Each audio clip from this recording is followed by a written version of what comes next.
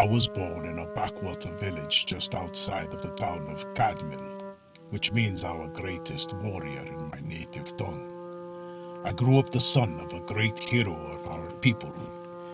My father, Athanaric, was a tough, hard man, the kind you don't want to pick a fight with.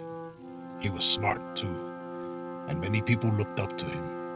I looked up to him. He taught me everything I know. Well, almost everything. I learned some of my sword fighting skills from the Oridian officer Quintilius, but that is another story for another time.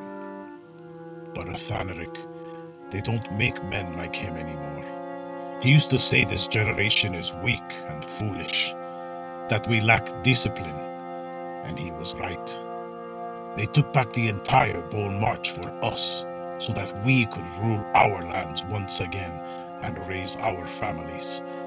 Yet still, we stand in our own way, divided, disconnected, longing for their approval. In his time, we took what we wanted. We had our own gods. We held no quarter, and we followed men of strength. You'd follow a dog if he called himself Lord. Now, some of us do as well. It is a shame what we have become. Somewhere over the years we have lost our way, and I'll make sure we find it again. In his day, my father fought many battles. It is true he negotiated deals with neighboring lands for trade in exchange for military service and protection, but he never changed, no matter the outcome. The old lords of the highlands allowed free trade, and our people did not want for much, only what was necessary. You eastern folk can have your trinkets and silks and fine gems. We have no need for such spoils. We value iron and fur, wheat and amber, and whatever little the march provides. Then things took a turn for the worse when that scum Lord Alistair Garrestiff took over the highlands.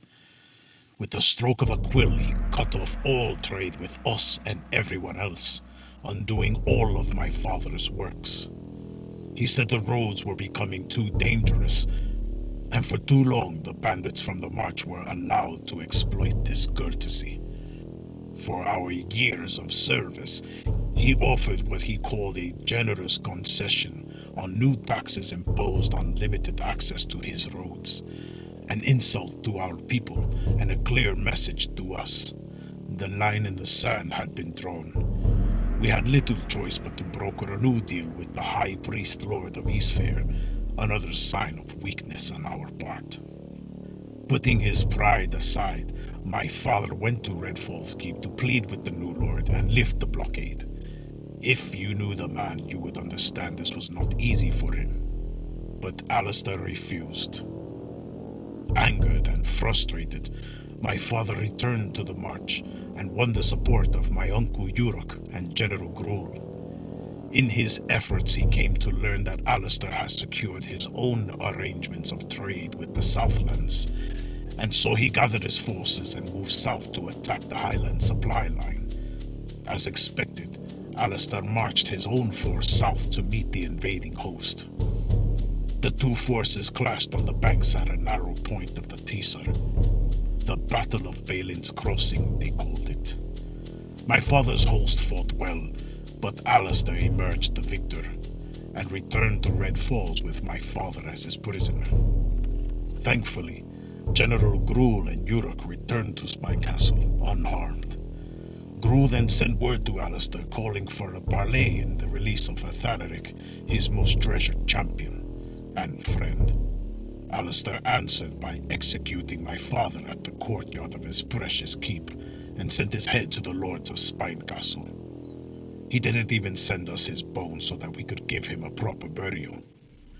For a moment, a brief, fleeting moment, we were united once again as a people. The march wept that day, but that was all we gave him. One day. He wouldn't have wanted it for longer than that.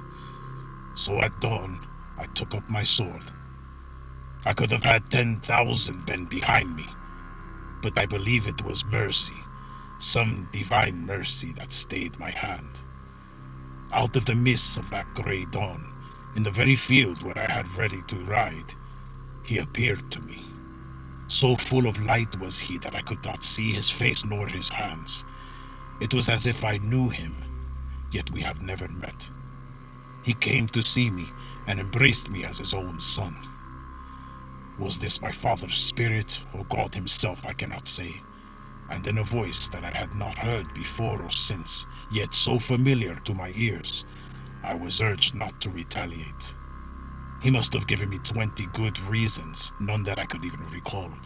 So fixed on vengeance was I, so clouded in my judgment. Angry as I was, he nearly begged me to do him but this one courtesy. Imagine that, him begging me. He kept saying, "Be patient, my son. Your time will come, your time will come. Justice will be done." For me, that time is now. For even the greatest commanders have seen defeat because they refuse to see their weakness.